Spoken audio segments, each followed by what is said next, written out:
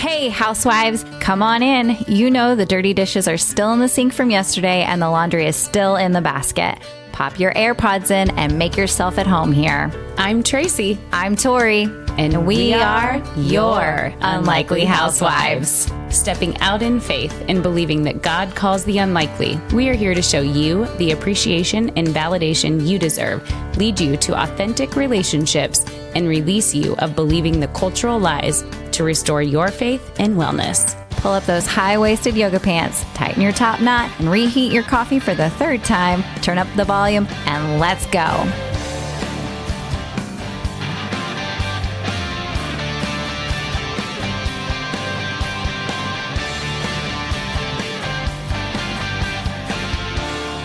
Hey, housewives, welcome back. Hey. We are here and excited for yet again another guest, and we have an evening recording. We're usually daytime people. I know. So it's weird for it to be dark outside. I know. Yeah. But this is so great to be able to have Brittany with us. And she is someone who we both mutually know through friends, but you know her better, so I'll let you introduce. So this is Brittany Valis, and she is a entrepreneur, businesswoman, mom of 5, and we met, like Tracy said, through a mutual friend when she owned a couple of restaurants at the time.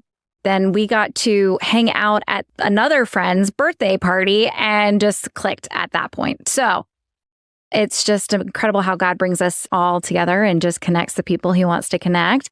And so welcome, Brittany. Well, thank you so much, Tori. Thank you, Tracy. Yeah. Thank you. It's a wonderful opportunity to speak with you. Wow. And we're happy you're here. And you are a woman of many talents. A lot of hats. A lot of hats, a lot of trades. And Let's start with the hat of 5 kids, Mama. oh, yeah. That's a good one. Yeah. Yes, I'm sure that is base experience. That's probably your core as having 5 kids. Tell us their ages.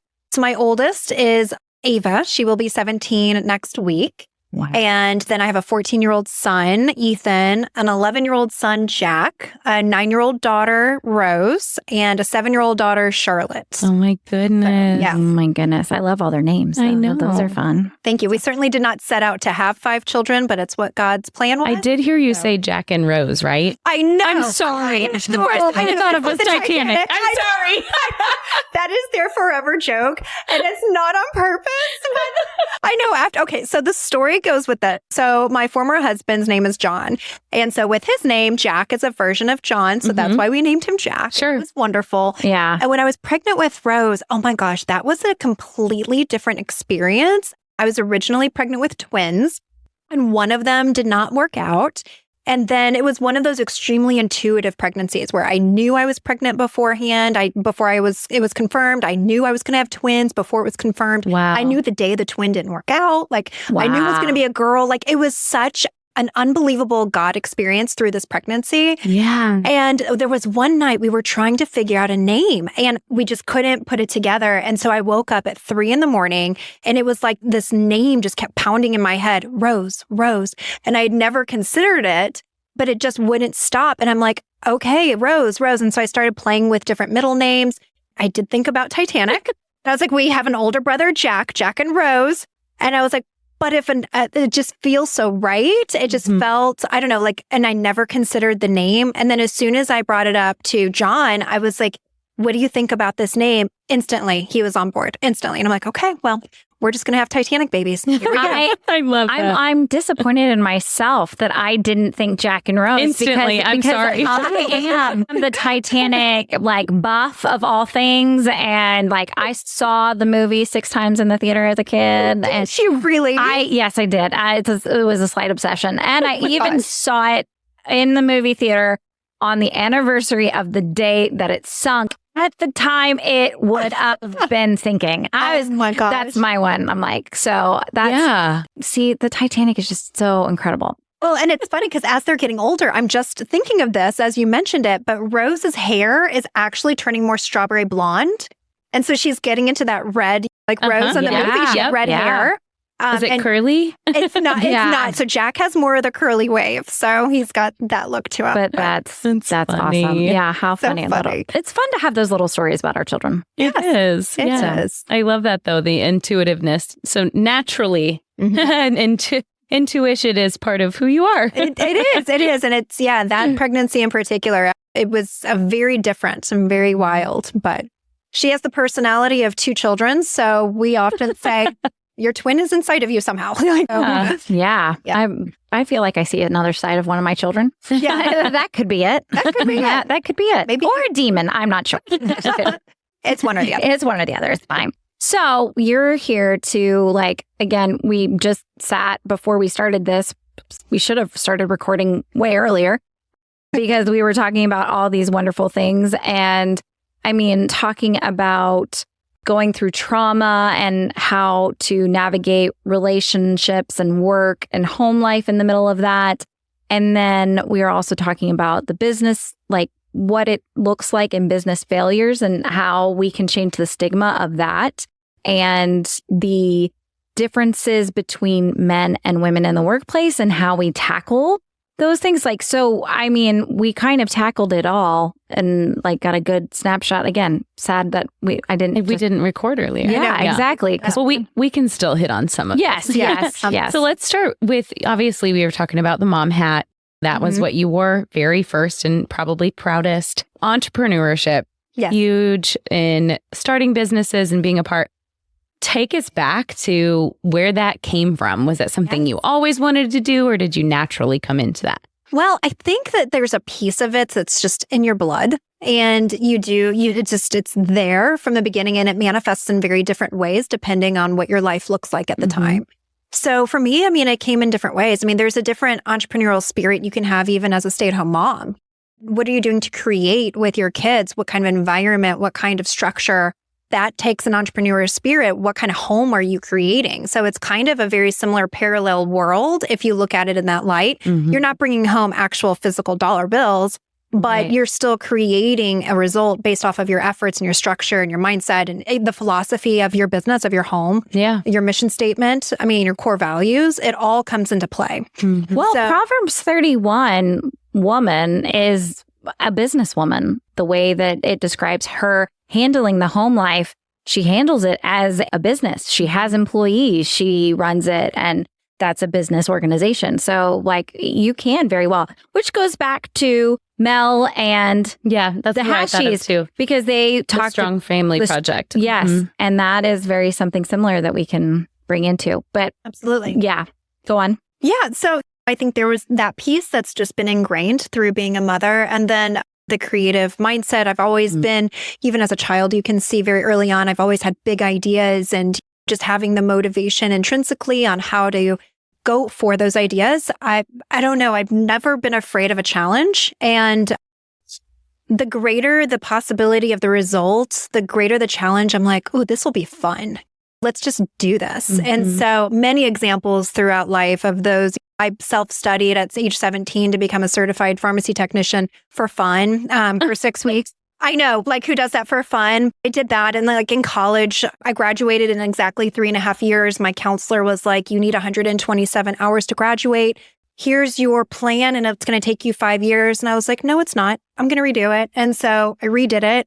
Graduated in 3.5 with exactly to the number 127 hours. Wow. You're my soul sister because I graduated in 3 years. Really? I mean, yes, because I took so many extra classes, Wasn't that because you were ready to get married? Part of it was, I graduated college and then 2 weeks later got married. Oh my gosh, I love that. That was a lot. And my dad's only requirement for Andrew asking me, he's like, she has to get her degree first. Oh my gosh, so I love that. we worked that in. But I would take 21 hours or 18 hours and just stacked it all. So, but yes. Planned a wedding on top. And planned a wedding on top. But it's fine. It's fine. I was younger. I know the things we could do when we were younger.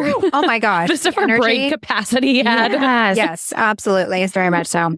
But I think that spirit of trying to take something and then create it and bring your own spin to it is just something that's intrinsic within you from the day one. I think you have those qualities and characteristics. So fast forward a million years, and then we're to 2019. I was married for 15 years and together, I think 17. 16, I don't remember now, 16, 17 years. And at the time, my former husband worked for a company and it was a fantastic company. It really provided a wonderful life for us. And then that career expired in 2019. And we were just trying to figure out what's next, what's going on next. And that's where we came together on it. I've had the entrepreneur, I had like these plans and ideas where one day maybe we can have this kind of business, or I've dabbled in businesses in the past. I've done some marketing. I was a chief marketing officer for a company for a little bit. I just did different things over the years. That's where we really went big time into entrepreneurship. We found another Broken Egg Cafe, and I'm the one that ate there first. And I was like, hey, I'm the one that had the idea of it. And so then we did the due diligence together and decided it was the great match for our family because we had 5 kids and he's always wanted a restaurant. He always wanted a bar. And so we're like, breakfast, it's great hours. Let's just make this happen. And so we did. And we took that plunge and it was a great experience. Life happens. And we ended up getting a divorce in 2020, the end of it. And afterwards, our original plan was to continue to partner together for that restaurant. After a divorce, that's not the best idea. You need some breathing room. You need breathing room. You too. That's fair. You too. Like that's great, an idealistic idea, but not right when you get a divorce. So we were very respectful in how we engaged with that. And I was a stay-at-home mom as well for a while in between doing all my consulting and different things that I did. And we decided that I was a better fit for the restaurant because with his fabulous resume, he could go out and get any kind of job, whereas for mine, I would struggle. So I took it over and I had a lot of fun with it, and I became sole owner, and it was an unbelievable ride. It was fantastic. Gosh, 2020 and 2019, was something going on there? I don't remember, like this national... I was going to say, we haven't talked about that. Like that pandemic. I think there might have been a heat wave. Something like that. I don't climate know. change. I heard climate change happened. There might have been some climate change happening. Yeah. You really started the restaurant in 2019. No, 2020, 6 weeks before COVID. We started the process in 2019, but we opened it. Our opening day was January 20th, 2020. And then March 14th. Wow.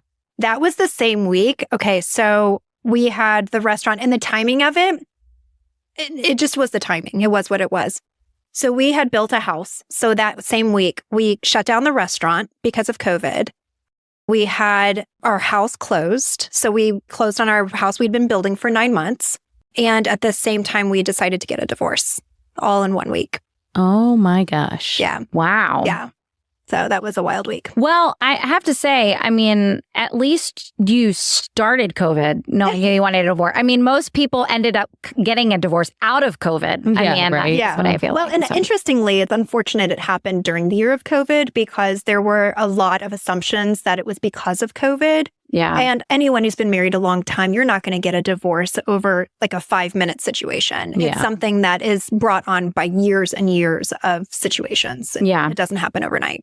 Well, so let's talk about divorce is happening, and it does feel like it happens more often. Mm-hmm. And people say the divorce rate is 50%, which statistics, they can't really judge that. That is not really 50%. So don't judge a book by its cover, guys. Because of the no-fault divorce laws, made it really easy for people to get divorced. Mm-hmm. But at the same time, like, how do we support our friends going through a situation like that when you can pray for them as much as you can and say, absolutely, like, try to work it out. God loves marriage. But at the end of the day, it's still their decision. It is. I think there's a number of different ways you can support a friend through it. I know that I did not understand it until I went through it. And I didn't understand that until I've been divorced now for over 3 years. Mm-hmm. And my understanding of my marriage and everything that's happened since then, and then who I am now and who my former husband is now and my family now, completely 180 degrees difference. But it took all of that for me to learn all of it. So as far as your friends go and how to support them, it is their path and their journey. I think that's the number one thing to remember and understand. It's not your path and it's not your journey. And every person that has a perspective with it within the marriage, they're coming from their own their own chosen perspective, their worldview. And through that lens, it's going to take from them, their faith, number one, but it's also going to take their past experiences, their genetic profile, their upbringing, their childhoods, their experiences together, the cycles that maybe they didn't acknowledge that went awry in their marriage, that maybe had they acknowledged early on could have been a different outcome or could have adjusted differently. There's so many things going on and so many things behind closed doors that nobody can understand. And as a good example, my former husband and I, we looked like the perfect couple. We had the perfect family. We were the power couple together. We were amazing together. And when we decided to get a divorce, it was a shock. It was a shock to my family. It was a shock to his family. It was a shock to everybody. But nobody knew what nobody knew. Right. They didn't know what's going on when you close the door. Nobody knows. And I'm not saying it was this horrible, bad experience. I'm not saying that at all. He's a wonderful man. But at the end of the day, nobody knows what insecurities you're not sharing with people. Nobody knows the different things that you're going through that you're experiencing together. You don't know what he's experiencing. Nobody knows that stuff. We don't go around, we talk to our friends and go, today I feel a little bit sad. We don't do that. Well, and especially men. I mean, that vulnerability state is not as exposed publicly, even to family. I mean, absolutely. Yeah. The conversations that happen at home or don't happen at home because they hold everything in, other people couldn't know. No. Unless they were living with you. I don't know. I will fly on the wall. Yeah. I think there's a few key things to note and just kind of understand that if you do have a friend that's going through a divorce, number one, she is working through, it's literally a death of a life while nobody's actually died. So it's a very traumatic thing that takes a long time. She has to recreate her entire identity. Mm-hmm. So she doesn't feel grounded because it doesn't feel normal for a long time. She doesn't feel comfortable in her skin for a very long time. So she might present different sides of her personality that you don't recognize at times. But that's not because it's anything bad. It's that she's trying to learn who she is again. Mm-hmm. She's trying to identify the qualities and characteristics she wants to take with her from her former life. Right. And what she wants to create differently to be a better version of herself. So identifying that is a big one. So allow them the grace and the space to navigate that whole reality. That takes a long time too, depending on the person. I mean, my goal for New Year's Day, 2020, gosh, what is this? 2020. So 2023, I remember I was in Knoxville with my brother and I had just gotten out of a relationship. And I told him, I said, you know what? This next year, I want to feel comfortable in my own skin. That's my highest goal. I want to feel okay and peace. Mm-hmm. And this year, I forgot that that's what my goal was. I had no idea. I completely forgot. And he shared it with me on New Year's Day, 2024. And he said, Brittany, look at what your list was. And I saw it and I was like, oh my gosh, I have felt so comfortable for like a long time. I forgot that was my goal. Like I feel comfortable in my skin. But it took now it's been 3 years since my divorce. So I was still at 2 years at that point. So giving your friend grace and allowing her to go through that path. Don't put on more shame. She's going through shame. She's beating herself up. She's going through the what ifs. She's going through the guilt. Even if she doesn't express it, that's what she's going through. So allow her your love and your understanding and your respect and anything that she can feel from you, that she's not alone. Because that is one of the biggest fears I would think for everybody, but for women in particular, especially out of long marriages. I mean, when we first got a divorce, I was terrified of being alone. Like you're in your bubble for how many years? You have no idea how the outside world is going to perceive you, especially if you have kids and you're in your 40s now, you're not 20. There's so many real fears with that. And so giving them the opportunity to realize that they are not alone, that goes a really long way. But giving them their space and just a lot of grace. And realizing too, the trauma response, it induces fight or flight. And it's that hormone that goes with it. And a lot of times you might see your friend frozen. You might see your friend that's not doing all the things she did in marriage. Maybe she's not hyperactive anymore. She's not going out all the time, or she's not doing the grocery shopping like she did, or she's not making dinners like she did, or she's not getting to the tasks if she was super organized before. It's literally a response to the trauma because she's frozen. It's just too much. When you take away the security of even not the best marriages and you just take it away, that does something to your foundation where you are in literal survival mode. You were trying to just get food on the table. You were just trying to survive. Yeah. So when that takes place, like going to the grocery store is probably not your highest priority. If DoorDash is going to do it, you're going to DoorDash. Maybe taking 2 weeks to do the laundry instead of every day like you used to. That's what you're going to do to survive. Mm-hmm. And so it's giving that grace and not judgment, because the judgment makes it even worse, because it's adding on that shame. It's adding on that pressure and stress where she becomes even more frozen. Right. And I think that that's, from what I've experienced and then what I've seen with other women, that would be the biggest gift in not, and you don't know it until you go through it. So that's the hardest part. So it's like, why aren't you acting like you used to? I miss the old you. Why aren't you doing this? Why aren't you doing that? And it's like, by you saying that, you're making me feel like something's wrong with me. Or like I'm feeling a lot even more shame because I know I should be doing that. Mm. But allowing them the space to grow and a space to heal. As they heal, the good news is this: it does get better. It really does. And as that friend heals, as that friend starts to feel comfortable in their skin, as that friend aligns more with God, because the entire journey is about getting closer and closer to God and then surrendering her will and allowing Jesus just to take that will, just allowing that power to take place. The more she does that, the faster she's going to heal. And then you're going to start noticing she's making dinner again. Mm-hmm. But it's not because anybody pressured her, because she has the capacity to do it. She's now filling those space. She's not in survival mode anymore. Mm-hmm. And now she becomes an even better version than she was in marriage. And now you get to see a whole new person. That's incredible.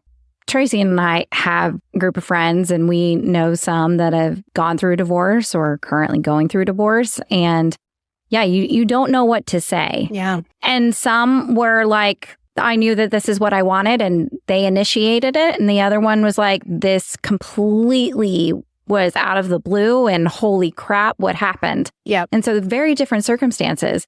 And so trying to be there for them and just like have conversations and like what to say, what not to say. And do I invite them to this with everybody else's married couples and like those kinds of things? Mm-hmm. But I think that it's just comes down to like saying like, hey, I'll sit there with you. Yes, exactly. It's knowing that somebody is there. And do you understand that there is a period of time, and every person's different on how they handle it. I know for me, and I can only speak to my own experiences, I couldn't be around my married friends for a while because it was a constant reminder of the family I no longer have. Yeah. So even though the divorce happened and there were choices made and all the different things, two sides to every story, a million different things that go into it.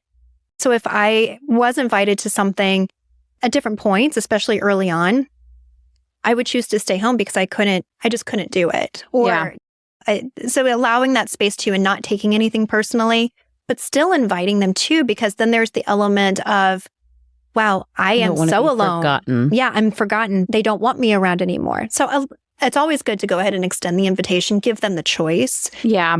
And they're going to decide for themselves if it's weird or uncomfortable or if they need to stay home and allowing that space. I think the difference for us is that like the friends that we have, like our close friends. Yeah. And so like we can call them on their, and they can call us on ours. Yeah. And so we have the tough conversations so they do feel comfortable in saying like, look, I just need a break. Yeah. Like, hey, I'm hiding right now and and they do that. And sometimes they say, hey, I'm in this season where I'm headed into isolation. Yeah. Just want you to know, not that I don't care about you or that I just need some time. And it's like so good to be able to vocalize that. That's so good. And you do know intuitively. I mean, after my last relationship in 2020, God, what is it? This is 24? Yeah. Oh my gosh. So I guess it was 22 is when my last, and it was not very long, but I mean, that was my last relationship. I knew I needed a lot of alone time. I just felt it. And so being able to vocalize that, because you do know intuitively, like what you do need to become the next version of yourself and allowing your friend that space to do that. And you do, like, there's a lot of sleep that's involved and there's a lot of rest and there's a lot of recalibration. And then out of it, like once you're done, it's like, holy cow, who's this person? Like now it just feels like a fresh, new, amazing, better version. How do you do that when you're married and have 4 kids? No. How to do that again? No, I'm kidding. Yeah, wait, that sounds really nice. Yeah. Do I need to get a divorce? No, I know. Hold on. Just kidding. I know. Well, I've thought through like all those different concepts and I have a theory on that as well, actually. So kind of a village mentality. And the thing that's really, I think, unfortunate with our society, the way that it is today in the Western world, in America, is that we've gotten away. It's so individualistic. And so it's so compartmentalized. And unfortunately, it doesn't go with the flow of what the best family units actually look like. So I've done some research before in some indigenous regions and just different civilizations. And some of the best civilizations, what they do is the younger you're in your 20s. And so your body produces babies better and you're active and you have energy. So you have your babies, but the ones that are actively raising those children are going to be the generation above you. So and not just your parents, but it's because they have patience, they have kindness, they have wisdom. So they take a very active role in raising those children. So those children are raised with patience and love and wisdom. And of course, the parents have involvement, but their primary role is actually hunting and gathering and doing all the things for the community and really working and doing all that. And they have a participation, but the active raising is of the older generation. And it's this entire village mentality of everybody working together to raise these children. And I was actually talking to this recently. I believe there's a way we can create that within our families without getting divorced. And it's recognizing that, yes, we all do need a break. We all need to pitch in. And it's okay for grandparents to participate. It's okay if neighbors participate, church friends or school. I mean, like bring in as many people as you can to create your network, your circle, your village, and everybody is on the same page that it's the well-being of this child. Yeah. That's the most important piece. But mothers do need breaks, and so do fathers. Both people need real breaks. So incorporating that into a regular routine where you don't feel shame for taking it is huge. Once a month, go to a hotel for 2 nights, rest, sleep, whatever, Once a week, every week, get a date night in there where it's just you and your husband as your highest priority. Every day, as soon as your husband comes home, greet him with favor immediately in front of the kids so they see this and see that your priority is your husband, always. Allow them to see you talking to your husband for 15 minutes, 20 minutes, and without interruption, and the kids know the priority is your marriage. So that way they can respect it and they see how it works. But by allowing each other that modeling behaviors and that respect and giving each other that space on a regular basis, you're less likely to be burned out and overwhelmed. It's funny, you talking about this made me think that my husband started a new job where he goes to work every day. Which, I mean, he used to work every day. Don't get me wrong, but he was home for years there in the season of like 2 to 3 years and then went back to work. Probably, I think it was, gosh, it feels like maybe May of 2022. It seemed late. And so then it was, he still had that like desire to be like around, pick up, drop off, helped a lot. And more recently with this job, he's gone very early before the kids kids go to school and he's off. Doesn't get home till later in the evening. And I was upstairs with him when he got home and we were talking and the kids came in asking questions like multiple times. And we were like, oh my gosh, we need a boundary. Like we can't even talk for 15 minutes. Like I could just see him getting anxious and like, oh my gosh, I just want to get this thought out. I'm like, yep, transition time. We need a new rule here.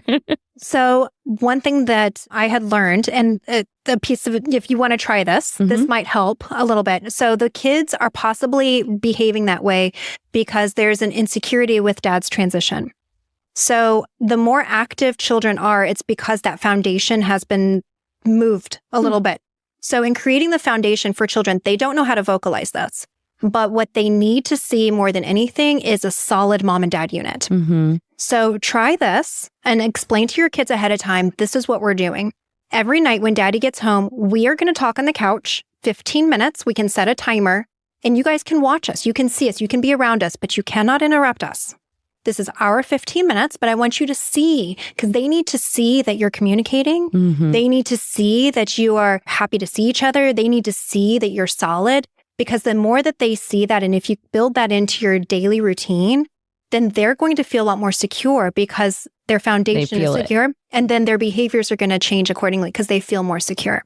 That's good. I remember when we were in Dallas and Andrew's job situation was just not great. And he'd have to spend an hour and a half in traffic. But when he got home, he literally had to spend 20 minutes decompressing from all the stress and all the anxiety, like all of that. And so like it was like, okay, daddy gets his alone time, which was fine. I mean, we were aware of that. I think that's allowed too. Like, Yes. you can come at home to your castle and go, I just need to breathe and I just need to clear my head. And then it's like, okay, let's have this conversation and have that space. But I think, and to your point too, is getting out regularly. And I'm a big fan of parents traveling without their children. Like, get away. Show your kids that they are not the center of your world.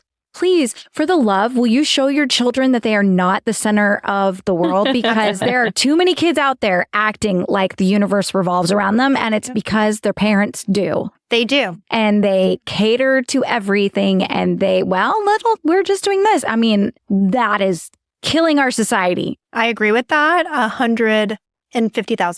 Absolutely. Yeah. It is extremely important. And I think it's changing the focus to an immediate gratification for what you think your child needs in that moment for you to be a good parent. 2, understanding what is your goal. It's almost like a mission statement for your children. What kind of children are you actually creating into adults? And do you want your child to get married and stay married and have a really happy life? And if you do, what are you doing right now to model that for them?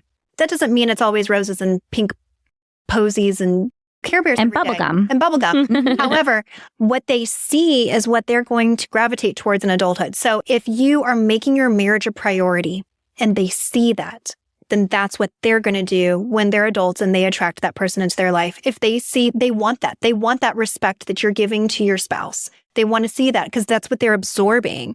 And so it's not taking away from them because mommy and daddy are talking for 30 minutes and you please don't interrupt. It's showing that love and that companionship, and they're learning that's how they're going to work when they get older. So the more you make your marriage a priority, the less likely your children are going to get divorced when they grow up. Yeah, that's good. And we don't think that it's intentional parenting, being intentional about all things. We've gotten ourselves into a boat where we are just like going by the wayside and not just numbing out or just scrolling. We are scrolling through life and we're not intentional about things anymore. And so we're like, oh, well, it's not a big deal if I didn't cook dinner tonight, or it's not a big deal that this wasn't done, or it's not a big deal. And then those all add up and it's no longer intentional. And before you know it, somebody's resenting something. So. Well, you know what a really great practice is? Number one is like when you get married and you're going to change. You're going to be married to a different person every 5 years because that person is constantly changing. Amen. So, and you're constantly changing. So you're going to have 10 different people. You don't have to get a divorce. You're going to be married to 10 different people over a lifetime because you're constantly changing. So you get a little bit of that spice. As we all should be. And we should be growing together. Grow together. And it's how do you approach that? But a couple of different things you can do. There's a difference between beliefs and values. Your beliefs can change depending on new information that comes to the table and depending on your experiences. But your values, that's what stays hardcore, and making sure you're in alignment with that. So with your values, it's periodically changing this depending, your mission statement, it's periodically changing your mission statement based on where your family is at and how you are growing together. So I would recommend definitely once a year on New Year's, right around January, you figure this out together, what I'm about to offer. And then once a month, you do a check-in, and possibly even every week. So once a year, you put together, what is your family mission statement? What do you want to achieve with your family long-term? And then what do you want to achieve with your family short-term? What is one simple sentence that identifies and defines your family? And then you talk together your very specific roles. What are you going to do for each other? So as a woman, how we're intrinsically made. We are the nurturers. We are the givers. We create the energy. We create the environment. So that is how we're intrinsically made as women in our female energy, in our very healthy female energy. So how do we provide that for our home? The man is intrinsically made as the protector, the provider. He's masculine in his masculine energy. He's very organized. He's the doer, right? He's the hunter and gatherer. Go out and do that. So what are some different ways within the home that you can create this for each other, and being very intentional with these conversations and being honest about it? So he could come home from a very busy day at work, and what would really help him is if a meal is already made, or if the house is cleaned up so he can walk into a nicer space so that he can just have less on his mind in that moment. And allowing that conversation to take place. So, okay, I can do that. That's within me anyway. And then you expressing to him, I don't want to have to do X, Y, Z because it adds stress on me. I don't want to have to figure out the plans for this weekend. Maybe you can organize the date night. I don't want to have to do X. Can you just take control of this so I can follow your lead? And expressing that and allowing him to take that off your plate. So having those conversations, I think, are really important, and identifying and even writing it down, because when you write it down, it's solid. So write down your family mission statement, write down your personal mission statement. Who are you? What's your core? What's your values? Who is he? What's his core? What are his values? And how can you do this together to bring out the best in each other? And the way to do that is trying to remove as much as possible of that fight or flight that goes on in each of our minds. Because the more that we can actually have the freedom of peace in our minds, the more we are able to be who we really are, which are really spectacular human beings. And that's when you're going to see the magic come out. And that's when the marriage really gets amazing. And then every week, especially as women, and men need this as well, touch base. How are you feeling about our relationship? How are you feeling about me? Is there anything that I can be doing for you?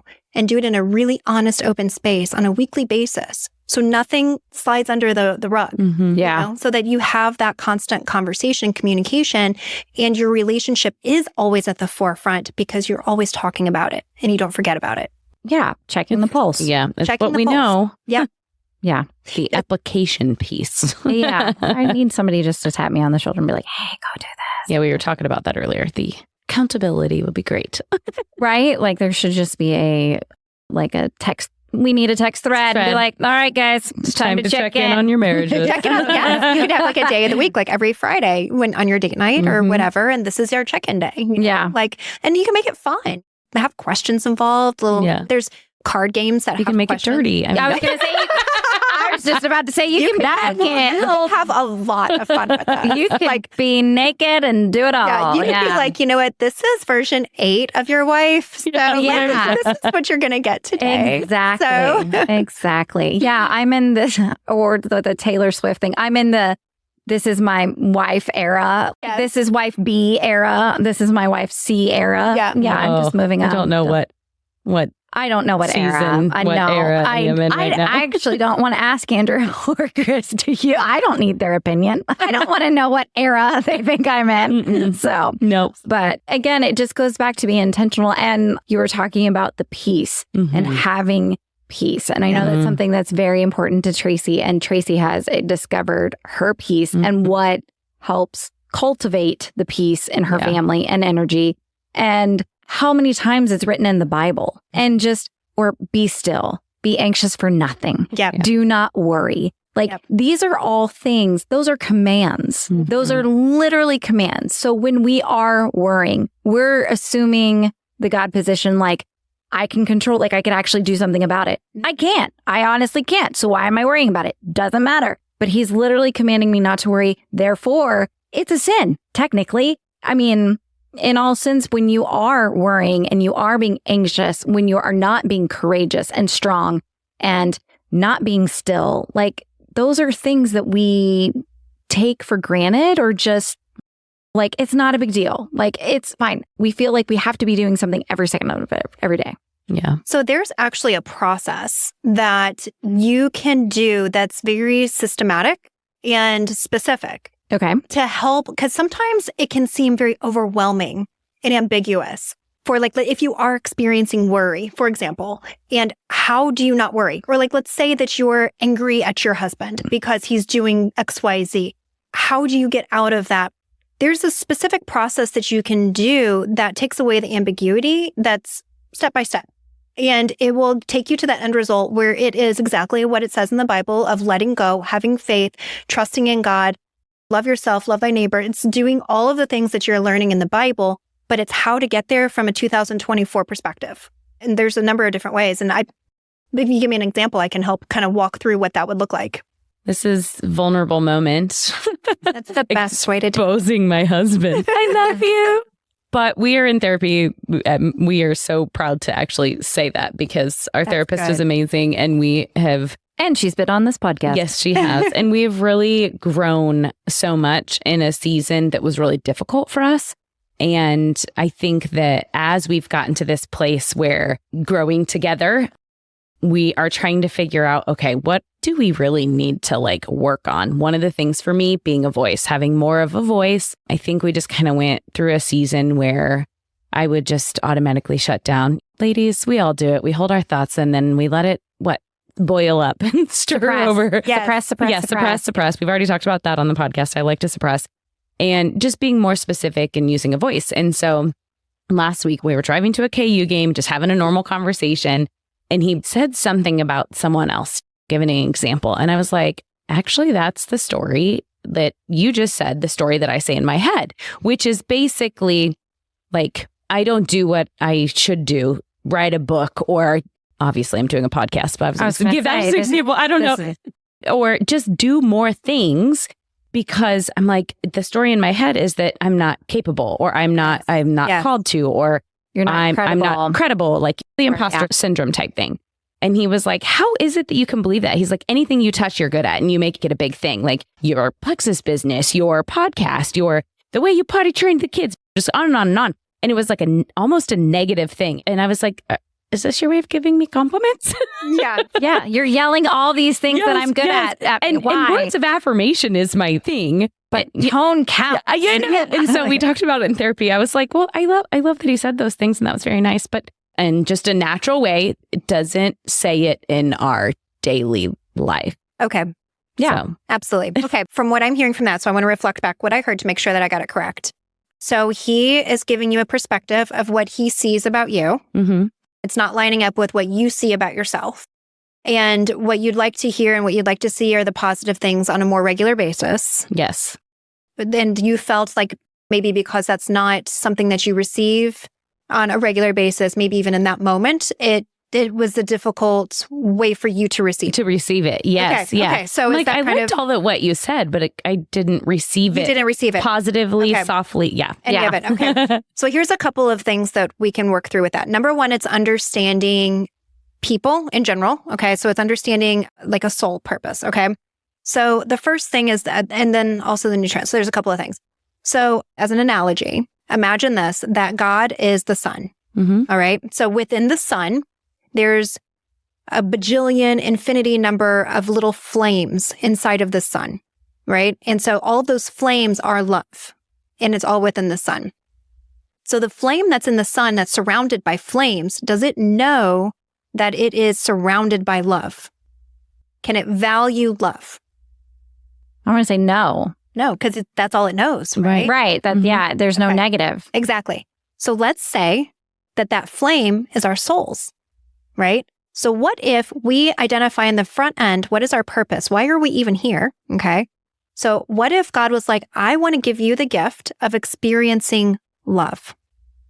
Well, how can you experience it if that's all you're surrounded with, right? So what if the choice of coming to this planet was to have a dual reality, right? You have to have dualities. You have to know the opposite of something in order to appreciate it.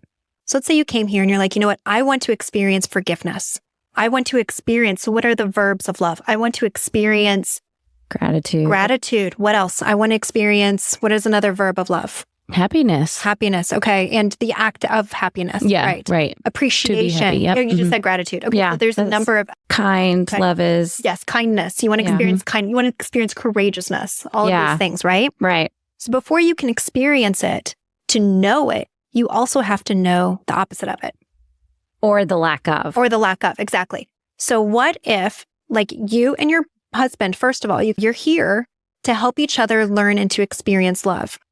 So number one, understanding that as a purpose for both of you. Mm-hmm. So if that is the case, so if there's anything that your spouse does that creates a trigger emotion inside of you, then what if in a divine way that's purposed for you to eventually end up experience a moment of love? So maybe the opportunity for you to experience forgiveness because he did this for you. And some of the hardest things, because at the end of the day, we're all these flames from the sun. We're still love. So the hardest thing we can do as a mother is discipline our child, right? Mm-hmm. Do we still love our child? I mean, I can discipline. I can too. And I always say this hurts me more than it hurts you. It does. Yeah. but we love our children so much. So on a soul subconscious level, what if we're here to help each other experience love? And one of the hardest things we can do for each other is to cause that other person pain. But we're doing that on a soul level, on a purpose that we don't understand, that's very subconscious, to actually allow that person to experience the opportunity for forgiveness or for the opportunity to get closer to God and realize the truth. Mm-hmm. Okay, so that's one truth to kind of know and understand. Well, and God uses all things for the good of those who are called to him. So that's very much like, you have to feel the void of something to feel. Absolutely. To feel it. Absolutely. And along with that, he's trying to give you his idea of you, right? But that's not your idea of you. So what we end up doing a lot of times is we assign the "you made me feel." That sentence, right? That. You made me feel. Okay. The reality is this. A trigger is what I like to call it, is anything negative that you experience, whether it's shame, it's guilt, it's any negative feeling or emotion that you feel as a trigger. What if that trigger is actually the alarm going off for you to take a look at the narrative you're telling yourself, to find the base of why you're telling yourself that narrative, and an opportunity for you to heal it and find the truth? Because the truth is, right? Truth, love is truth. Love is God. God equals love equals truth. All good things come from God. All peace is from God. It's all synonymous, right? It's all the same thing. Yep. So in order to feel that peace, you have to discover the truth. So in that moment, with the example you gave, what I would do is go through a process with you to help you discover the truth. Because what I'm hearing is that you feel like all of those compliments your husband gave you were not true. Yeah. Well, yes. Like you couldn't receive it because you were rejecting the compliments, right? Okay, so what I would do is maybe take a look at it this way, because whatever we feel is actually a mirror of how we're feeling about ourselves. So this is the way we're going to get there. Give me one sentence that he said to you, just one feeling. Let's do blame first. So I, something, and then blame. So blame him on something with that sentence. From that experience you had, give me a sentence that you're blaming him on how you feel. I feel X because of. Okay. I felt he was negative about my goodness. Okay. So allow yourself to feel that. 100%. So the first step is allowing that blame to take place. You felt negative. So say it one more time. Yeah. I actually am good at that. And I am good at that. But why are you Yelling them at me? Yeah, yelling at me about it, like being negative about it. And how'd that make you feel when he did that? You perceived that? Unappreciated. Yeah. Okay. Yeah. Like undervalued. And well, if you actually believe that, then why haven't you told me that before? Okay. So we're going to bring it back on you. Okay. So let's get it down to an even better feeling. So you felt unappreciated, right? Okay. So say, he made me feel unappreciated. He made me feel unappreciated. Okay. So experience that in privacy. And we won't go through it right now because it's a podcast. But if we were to do this separately, what we would do is we would take as long as we needed for you to feel it and for you to have all of the images in your mind where you felt unappreciated. And you would come up with those examples. We would write them down. You would go through it. Okay. That could be a long list. The more, the better, right? Is it just unappreciated by him, the husband or the children? Well, we're going to only stick with one example at a time. Only one at a time. So we would stick with that. And then what we would do is this. So there's the top and the bottom. So then we're going to change it. So he made me feel unappreciated. Okay, we'll go through that entire exercise. Next, we're going to replace the word he with I. I made me feel unappreciated. And then what you would do is sit with that. And you would think and allow yourself to feel how you made yourself feel unappreciated, and allow yourself to experience all the examples in your life of how you are not appreciating yourself, and take on that ownership. Why are you unappreciated? What are the things you've done in your life that you're not appreciating yourself? Yeah. And really, really feel it. So you'd go through those two examples. And then the next thing you would do is you would switch the bottom part. So you would switch it with, I don't feel appreciated. I made me feel unappreciated to, I do feel appreciated. And you would think and sit down for a minute, all the examples in your life of how you do actually appreciate yourself. What do you do specifically? We'd write them down. The last step with that part of it is you'd replace the top part to, he does make me feel appreciated. And what you would do is you would think through all of the things that he does that actually is acts of appreciation. Mm-hmm. And then going through all of these steps, you're allowing yourself to get to the point where you do see an actual truth. And then there's another step that goes along with it. So once you get to that level, it's going through the act of forgiveness. So you actively ask for forgiveness to him. And we would do this in a session together and say, I'm sorry. I'm sorry to you. I'm sorry to him. And you would actively express forgiveness to yourself for making yourself feel unappreciated. Mm-hmm. You would actively forgive him for making you feel unappreciated. And then from there, once we get through all of those feelings and those emotions, then we would go to love. Okay, so I forgive you. I love you, right? And you would actively love him and you would actively love yourself. Both are very important. Yeah. And then the next part is going to be gratitude. I am so thankful for you that I got to see the truth, because by the end of this, you are seeing all the examples of what he does actually do, that he's appreciating you because you're seeing the truth of it. And then you're giving gratitude to him. You're giving gratitude to yourself. You're getting gratitude to the situation. And then from there, you're actively letting go. So surrender. And that's where you bring Jesus in. You're like, Jesus, I let go. I let go of all of this. I let go of my control. Me trying to figure this out, me worrying about my sadness. I let go of absolute control. Use me as your vessel. Your will be done. Okay. And you actively go through that. So it's surrender. And then the last thing is active faith. I allow for the next steps to come through me. You're going to work through me, and I'm going to allow that to take place. And when you get through all of those steps at the end of that process, and it can take as long or as little as it needs to take, the feeling that is left is a feeling of peace. And when you feel that peace, that means that you've discovered the truth and you've changed the entire narrative. You changed the story. Another piece to that is also realizing that at the end of the day, there's two lies that we tell ourselves that we carry throughout our entire adulthood. Peeling back this onion all the way through, we can have the most amazing childhoods. You don't have to have a traumatic childhood. It could be as simple as you're a 6-year-old and your mother took a phone call, and the narrative you told yourself was, mommy doesn't love me anymore. If mommy doesn't love me because she took the phone call, then I'm not worthy of love. I'm not loved. I'm not worthy of love. Those are two basic problems that if you peel everything back, peel it back, peel it back, peel it back. And then it's some story in childhood. So then there's an entire exercise of going back to the childhood version of yourself and telling the truth. 6-year-old you, unless you know to change the narrative of the reality of what happened that day, you're going to operate from that space for the rest of your life until you actually take the time and go, wait a minute, little Tracy, mommy just took a phone call. She was talking to the neighbor. Of course she still loves you. Look at what else she made you peanut butter and jelly for lunch. She did this, she did this, she did this. And then you're rewriting the narrative then. You're loving yourself then. You're going through the entire process of loving you then. And it creates this healing within you that transforms you into as an adult Tracy. And so there's this entire process you can use with all of it. And so that's fascinating, by the way.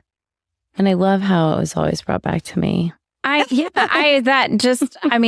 like that was all you right there. And I just got to witness it.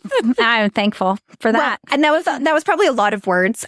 Probably for... No, but it's a process. Yeah. And speaking of, for this example too, this is something that you offer. You offer coaching and consulting individuals for relationships, from transitions to workplace to home life. And so this is something that you work with people for. I do. And I've discovered at the end of the day, whether we are in a professional setting or we're in a personal setting, we're still human beings. So if we're having a struggle or needing to overcome something in a professional setting, it's because there's something inside of us that we need to address. So the program that I've developed, it addresses you in a professional situation. It also addresses you in a personal situation. And I did a little bit of a beta test with my own team in my restaurant about a year ago with us. And through this exercise, through this workshop that we did, we found immediate results within 24 hours. Immediate.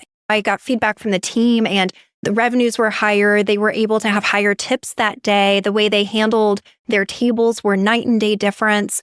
Their job satisfaction, like all of it while we were doing this program was a huge game changer in a professional environment. What I've noticed with this process, because I've done this for myself ever since my divorce. So because I've discovered and kind of fine-tuned this over the last 3 years. And I will stop myself. If I feel anger, there was an example 2 weeks ago. I was on a phone call. I felt unbelievable, pure anger.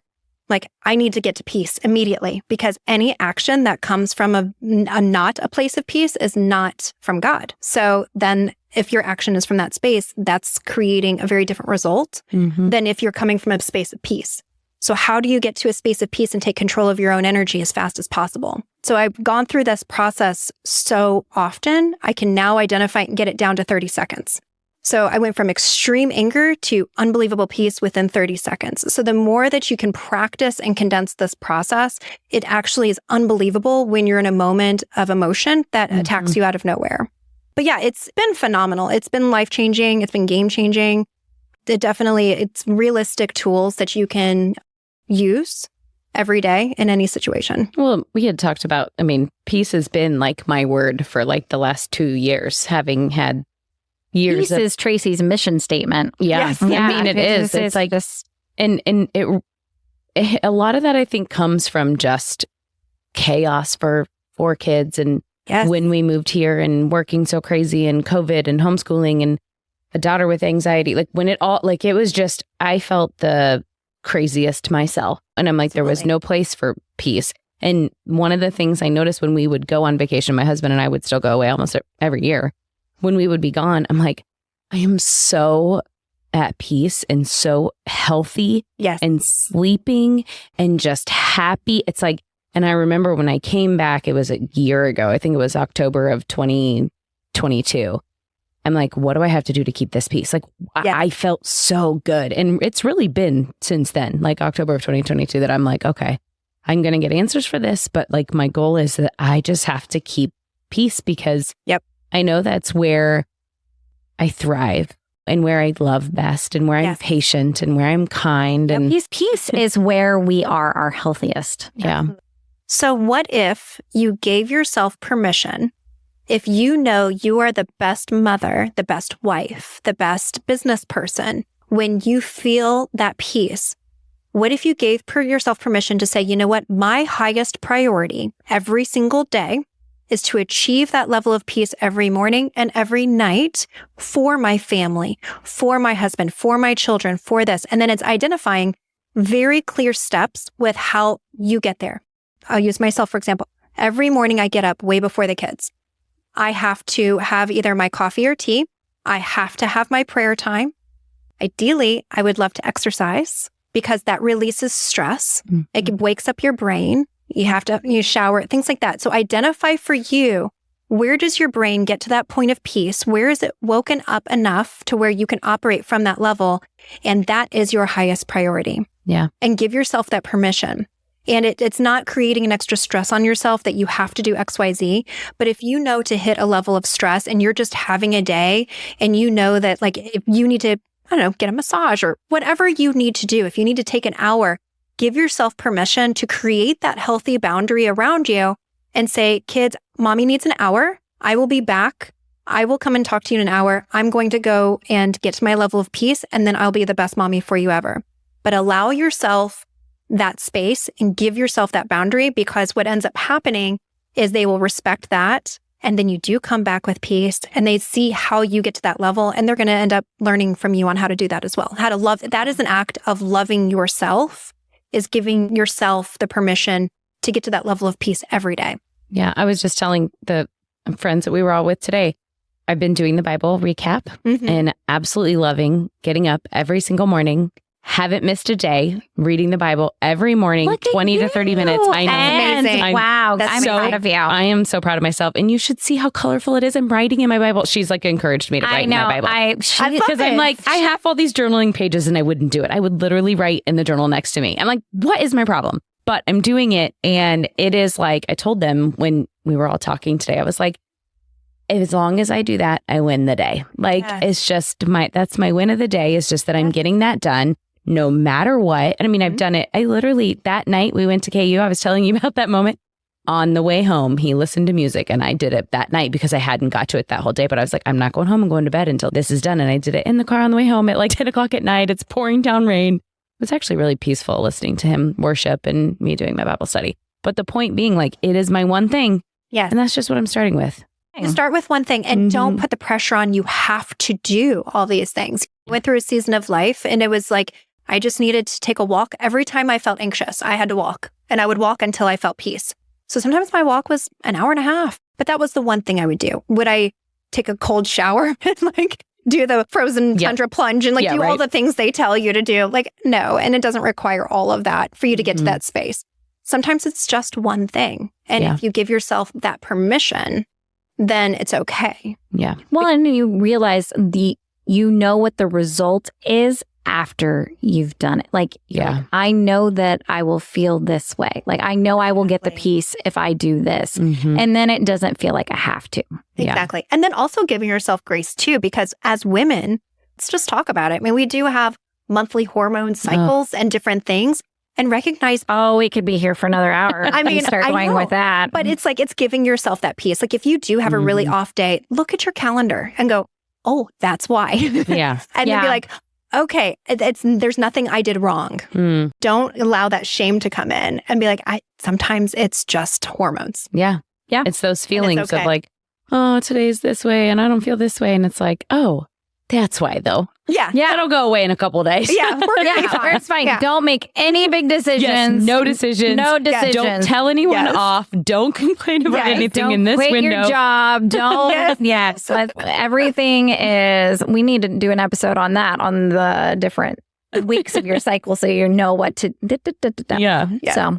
Well, this has been incredible, Brittany. Like, this has been eye-opening and just, I've loved it. And just getting to find practical steps. But you being so open and sharing your story and how, like, God does use all things. And for the good of those who love him. And he's clearly using you. Thank you. To bless others with your journey. How can people find you on social media or email?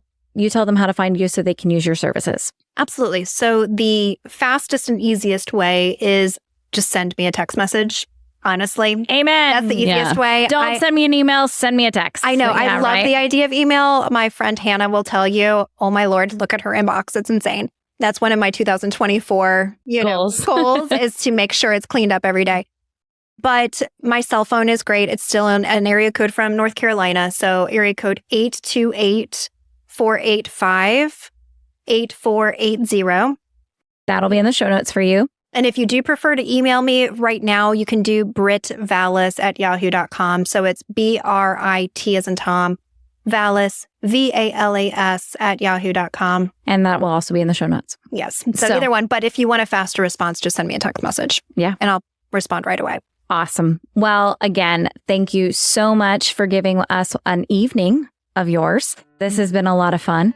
And until next time, housewives. Have a great week. Thanks. Bye. Whether we made you laugh or cry today, we pray you feel appreciated, bolder and braver than yesterday, stronger and more faithful for tomorrow, and living in who you were made to be today. Join our online community on Facebook, link in the show notes. And be sure to review and subscribe on Apple Podcasts or wherever you enjoy listening. Until next time, housewives, we give you permission to walk confidently, free, and to be intentional in your slippers or stilettos.